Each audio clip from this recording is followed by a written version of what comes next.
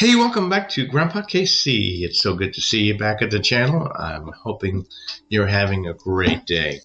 Grandpa is, and Grandpa's going to a little talk about AI and robot technology.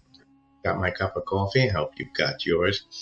Remember, you can support the channel by either buying us a cup of coffee, hitting the thank you button, sending us a couple of dollars, and make sure you like, share, and subscribe. Today I want to talk to you again about AI and how it is moving so fast. And they're predicting that in the next 5 years, about 30% of the jobs will be done. But I'm even more concerned about that, about what does the technology mean, and will it mean the end of humanity? So let's really get into that right now.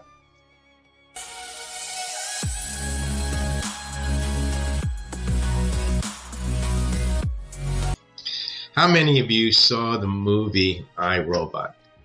Where now in the future now that thousands of robots, in fact it's 1 every 5 robots are helping people do whatever they're doing, and a lot of labor intensive jobs have been taken over by machines. Not too far from the future, and we're going to be talking about it.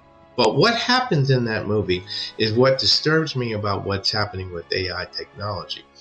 Eventually they come up with a new line of robots that can talk to each other, that can be automatically updated by a central processor, and they perform as a hive, working together under a central mind. And we know at the end of the movie, of course, we find out that one of the robots has a special design. I won't want to ruin the movie for you.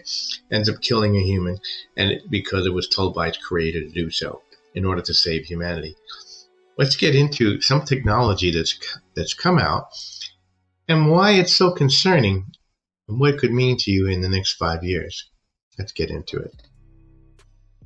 So what I'm talking about is, as you've seen technology being done by Elon Musk and the Neuralink and all of this, with AI pushing itself forward even more and more and more. I'm beginning to wonder how far this will go. Well, there is now, Ubisoft has been developing robots for some time, and they have been working in factories, and now they're working on manufacturing lines in cars.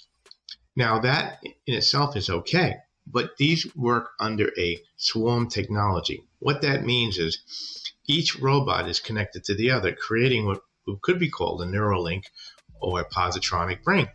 Each one is learning as it's doing its job, and and if one robot doesn't know what the other one how to do something, it can ask the other robot how to do that without even moving. The other thing is, if it runs out of power, it can go in and ask another robot can go in and charge it. As you can see it here, it is already on assembly lines assembling cars. So as we move into that technology, as we talked about the horse and buggy, what happened was that there were thousands of horses that used to pull the horse and the buggy, and then we came with the automobile. And before you knew it, those horses disappeared.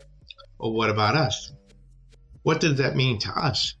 Are we the horses? Will AI and robots suddenly decide we're not needed anymore? We keep hearing about these people who want to reduce the world's population to 1/3 the size, and we keep hearing all this stuff going on. Let's talk about that. So really what I wanted to bring this point to you is that, we hear about moving manufacturing back to the United States. Great thing. We hear about moving all this stuff to the United States, but we also hear about AI and development and how fast it's advancing. Right now, of course, it's in its infancy stage.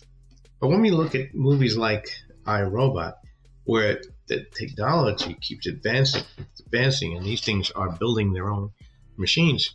I don't know if you heard about what happened with Google, where even the engineers are now getting afraid of these robots and these AI technology, where they created the AI and then they made an updated version of it and they went to upload it. And the original AI told the computer not to remove it, not to erase it, where they were actually having a problem deleting the old version of the AI to put updates or changes into the software. So as this technology begins to go on, and these robots are going to be more and more around you, what stops them from just terminating us? Well, what could happen in the future? I don't know. It's something we need to be considering. And the other thing is, as these robots, oh, well, it's going to help us, it's going to do this, it's going to do that. But right now, you go to some restaurants, you have robots taking your order, robots performing the orders, and only a handful of people at restaurants. You don't need the people anymore. I was at a restaurant down in North Carolina recently where robots came in, gave me my food. Robot came in and took my order. What's next? And in some places, the robots are actually cooking the food. And now you have them on assembly lines. Things to think about. Are we going to become, like I said, like the horse and buggy?